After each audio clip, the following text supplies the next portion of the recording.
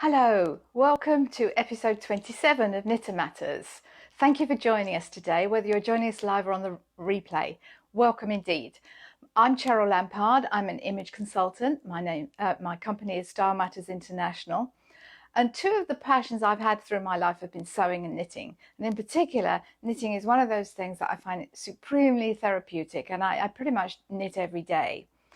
Back in the day, more years ago than I care to remember, I used to own a yarn shop in Brighton, England. And one of the great joys of having a yarn store is that apart from all the beautiful yarns, you get to teach people how to knit. And it's my pleasure now to be teaching you how to knit, albeit on a different platform. Oh, don't forget to put any questions and comments in the thread below as we go along. I can't actually see them as we're doing the Facebook Live, but I will answer them as soon as possible afterwards. But throughout the week, feel free to put questions on the Knitter Matters page. It's there for knitters, so any question or comment that you have, I'd love to hear it. And don't forget also, our friends at Mary Maxim offer a 20% discount on one item from their website, marymaxim.com. as long as you put in the promo code Cheryl. And that'll be 20% off the highest item in your cart. And do take a look around the website. There's all sorts of goodies coming up now because we're approaching a new season. So have a good look at there before you decide. But do put in Cheryl as the promo code when you check out to get your 20% discount. Now I am going to ask the camera to turn round to the worktop, and I'll take my seat and we'll get going. Well, the other thing is with Mary Maxim, you can place that order today, tomorrow, whenever you like, and from anywhere in the world. They ship globally. Okay, so today we're going to talk about seams. And no matter how much you love knitting, sewing up the finished pieces is something that not many people, I was going to say seem to like, pardon that particular pun.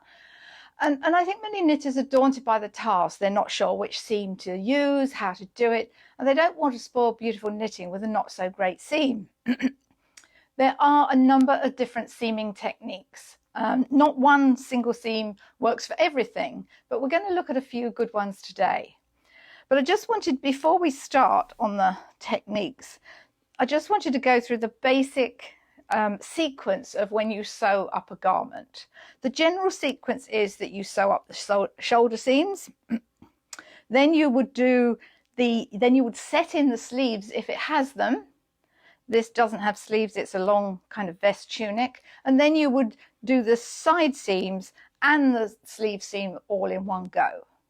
So the sequence is shoulder seams, sleeves get set in, and then you would do the side seams and the sleeve seams all in one go.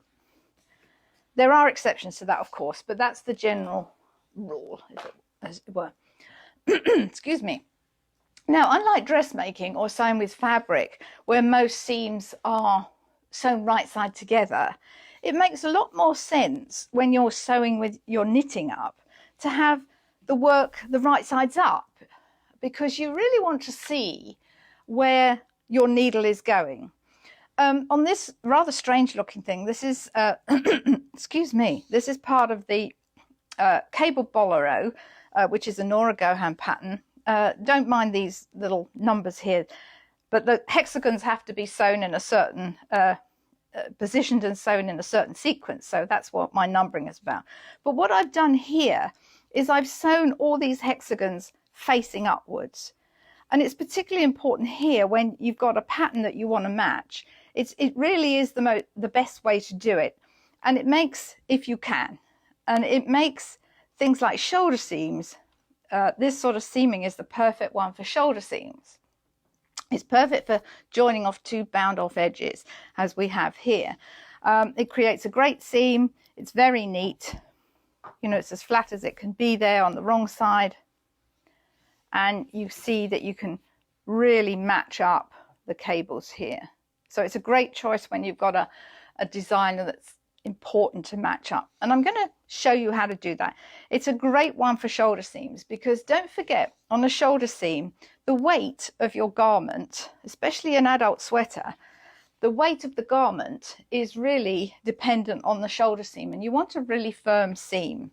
You want something that's not going to droop and stretch.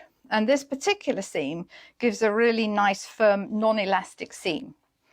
So these are 2 more hexagons, as you can see, but I'm going to pretend that these are my bound off edges of a shoulder seam. And I'm going to show you how to do this seam. Where you can, it's always best if you can to use the same thread that you're knitting in. But if it's very thick or it's a novelty yarn, I would use a finer yarn to sew up with. But you do need to make sure that your sewing yarn has the same washability as your knitting. Now this is 100% Aran wool, but I did have a finer wool yarn in exactly the same color, so I sewed up my hexagons with that. And I'm going to do the same thing now, but so it's easier for you to see, I'm going to use a colored yarn. Let me just adjust my seat so the camera can see okay. Are we good? Yeah. So what you want to do, and I'm not going to actually do a knot or anything at the end for the moment. I'm going to leave that until afterwards. I tend to I don't really like knots if I don't have to have them. But I'm just going to put my yarn through there. And I'm going to want to start off in the furthest corner. So that, if that was my shoulder seam, that would be one of the edges. That's probably going to be the armhole edge. So what I'm going to do here, because I also want to encase these bound off edges, I'm going to start here and I'm going to look for that first couple of V's, if you will, of my knit stitch. So I'm going to do this, and then I'm going to find those V's of that first stitch there. Okay. Then I'm going to go look for the next one. Where do I want to be? I'm going to go here, and then I'm going to find the same one here. It's always harder when you start off, but once you get going. Now you can see here, so really I'm just matching up as I go along. Now I'm going to find my V's of that particular part of that bit of the cable. I'm going to go up here, do the same thing here, and I'm going to do that there. Now I could have started pulling that as I went along. I just wanted you to see the stitches. Let me just pull that gently so I don't break the yarn.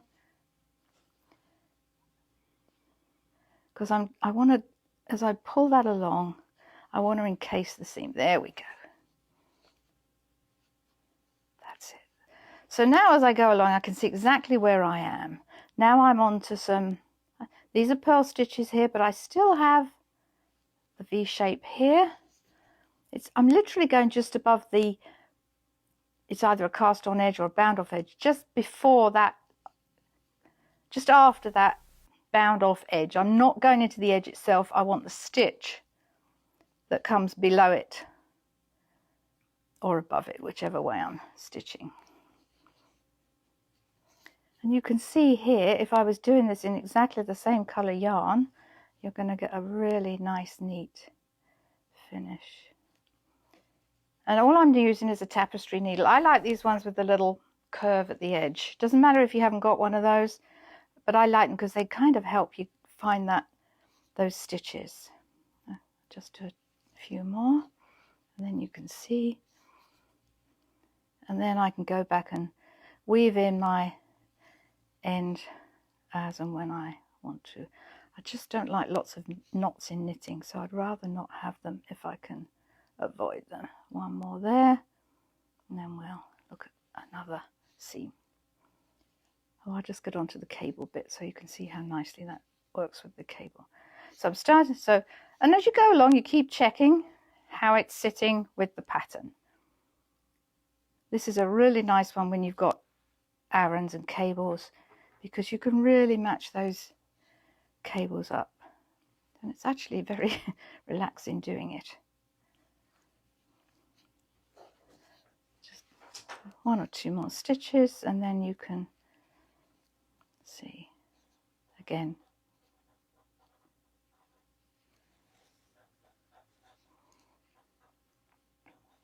There we go. I don't need to go along the whole length of it. Oh, I can see Lorraine is watching. Hi Lorraine, I hope you're well.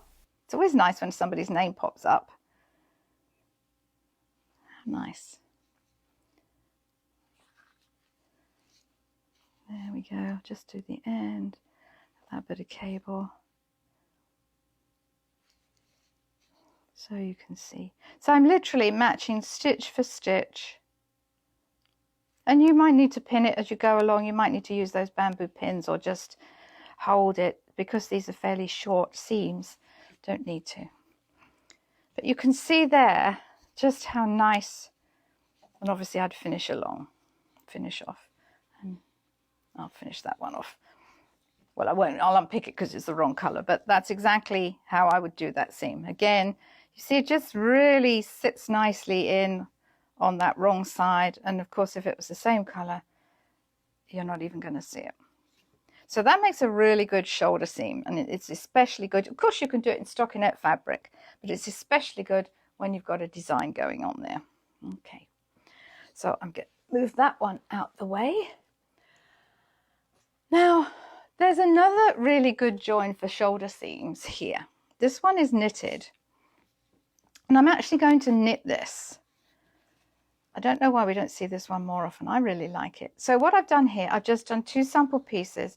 You are going to knit this with right sides together on this one, because you're actually knitting the stitches together. The nice thing about this is if you have a problem with if you tend to sew a bit too tight with your seams, this takes all that out of it because you're actually knitting.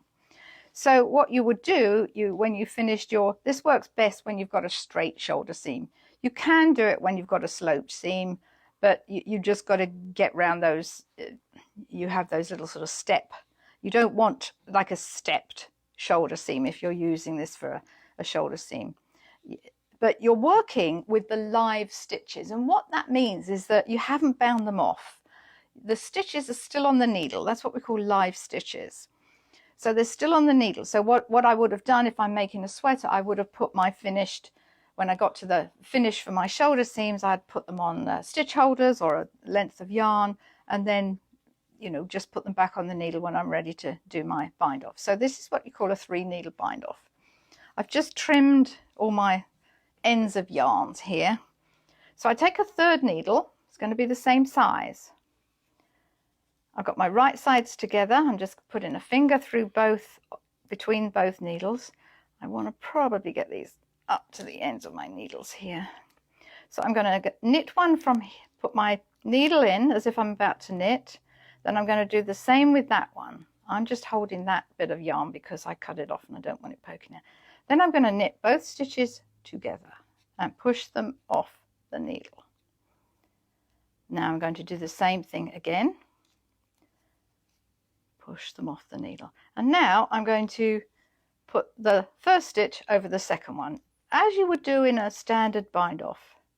So what I'm doing here, I'm not knitting these separately, I'm knitting them together. I've already got one stitch on my needle now. So I'm going into both as if I'm going to knit them, take them both off the needle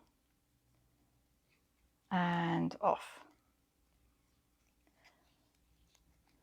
So on and so on. It's a bit awkward at first, but you do get used to it. The trick is to keep the stitches up to the front of the needle tips, near the needle tips, so you're not wrestling with the stitches along the needle length.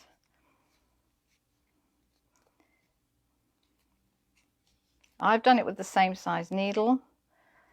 If you need to adjust it, then go with you might need to go down a needle size, but just be careful that that's not going to make your seam too tight, or if you need to, go up a needle size. If you tend to bind off tightly, go up a needle size. You're not trying to make it tight, you just want this to be same kind of tension.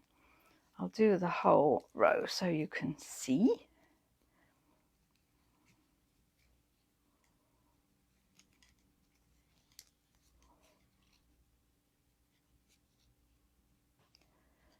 Oh, careful I don't drop a stitch. Nearly there.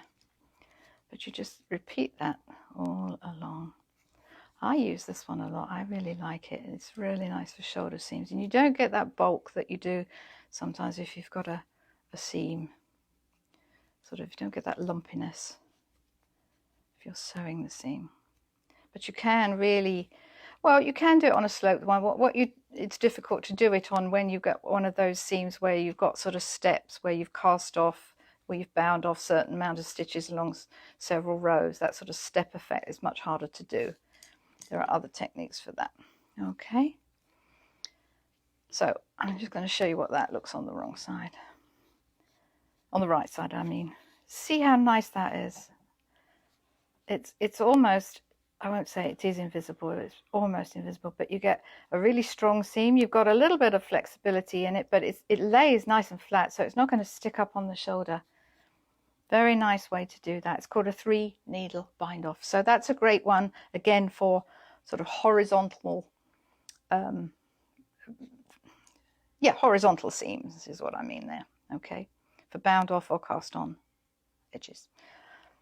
Okay, I hope you enjoyed that one. I really like doing that. Okay, let me go now. That's a couple of horizontal seams. So let's look at some vertical seams. When we did this Afghan, when we finished off this Afghan, obviously this is the sample of the sampler Afghan. To join the squares together, I use something called mattress stitch. And you work with mattress stitch with the right sides upwards. I use this both sort of horizontally and vertically. You get a really nice seam. It's practically invisible on the right side. Again, it enfolds those edges. It enfolds those edges along here. But it's really nice and smooth on the right side. And again, you can see if you're matching a pattern, you can see exactly where you're going. So I'm going to show you again how to do that mattress stitch. So I've done a couple of little samples here. I am going to take a thread. Yes, I'm going to use this one here. Although let's say these are my side seams. I've just got a one stitch edge there on my side seams, and I want to join these.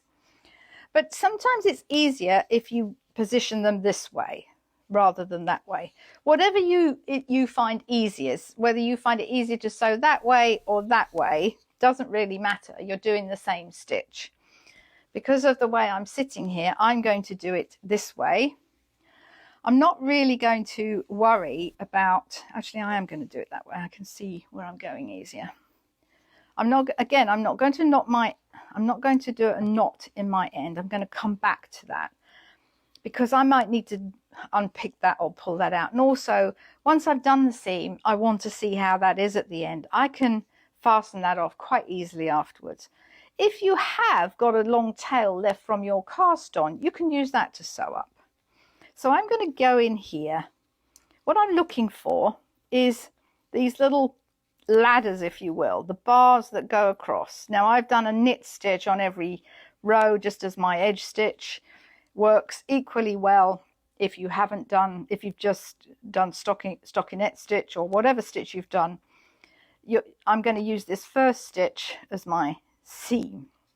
That's where I want to go. So I want to look at where that first bit is. So I might have to pull it apart a bit. That's my first bar. As I say, I'm going to worry about how I finish off that end in a while. Probably what I'll do is just stitch that across, but I want to show you the mattress stitch. And obviously I'm using a contrast yarn again. So you're sewing, so I'm looking for this bar here, okay? And again, I'm going from side to side.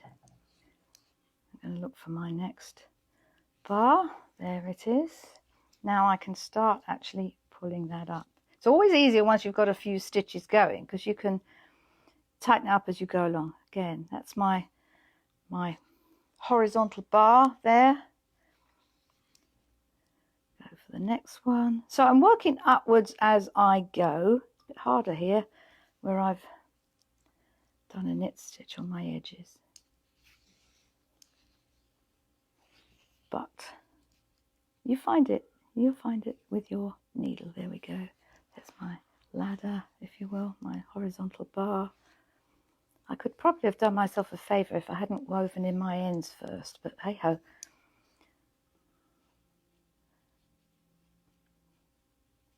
I've got another bar there somewhere. There we go. I always think the fun part of this is when you're actually pulling that. You're kind of leaving it loose and then you pull it up and the whole seam comes together. Okay, that's my bar there. And so on and so on. Again, I probably should have woven in my ends afterwards. I just wanted to make it nice and neat. You see, when you pull that together, that just, it disappears.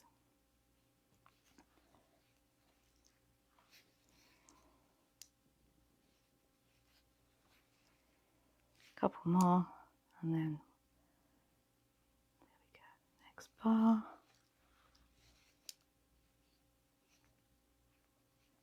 And I'm just working up as I go.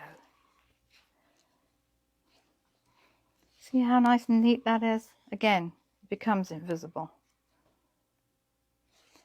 On the wrong side, you just see the stitches.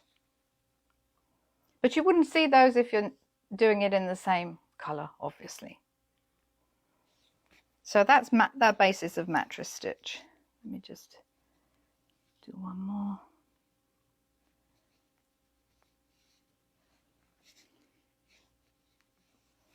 Really nice way of seaming. On a sweater, you'd never even see that. Lovely, lovely to do, and really nice seam. Okay, so one more thing that we can do. So that's 3 different seams. We've done 2 horizontal seams and 1 vertical seam. I'm going to show you another way to do a vertical seam, but this way we're going to use a crochet hook. So again, I've done 2 little samples here. This seam you can actually use if you need to go a bit further into the seam. Let's say you want more of a seam allowance, or you want to take some of the fullness out of a garment. You can do that.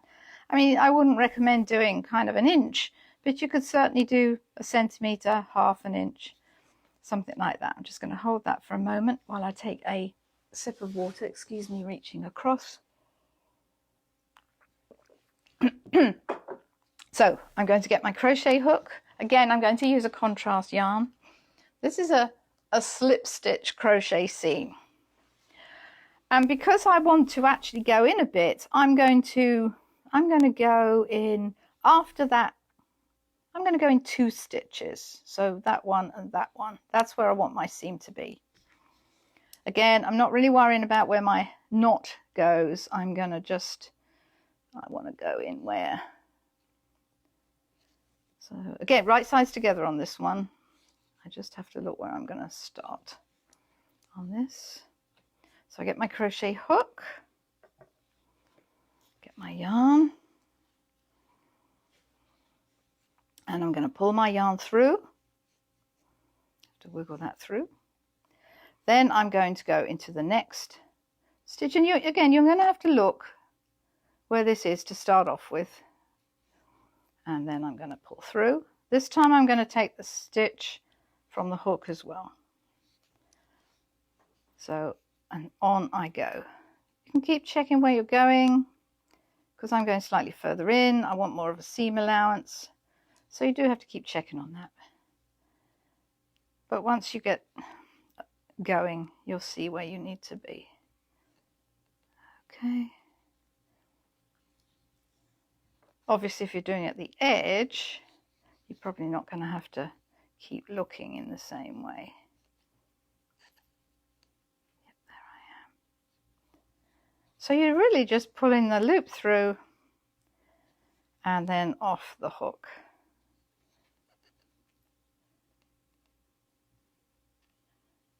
I think I might have gone a bit further in, but no matter. The principle is the same. I'm doing it in a bit of a hurry here.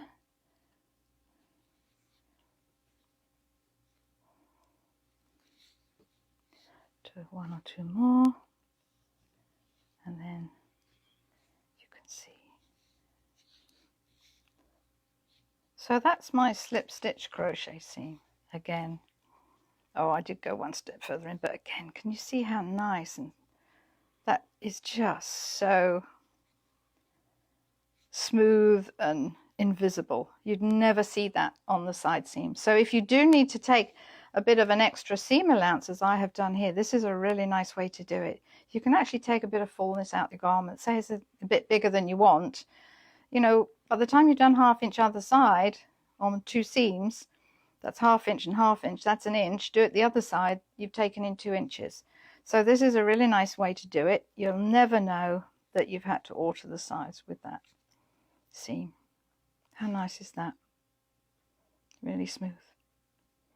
And of course you would do it a bit better than I've done, because I did go in one more stitch than I meant to. But if I'd put my bamboo pins along there, I wouldn't have had that problem. But again, it's easily unpicked if you need to. You just pull it out.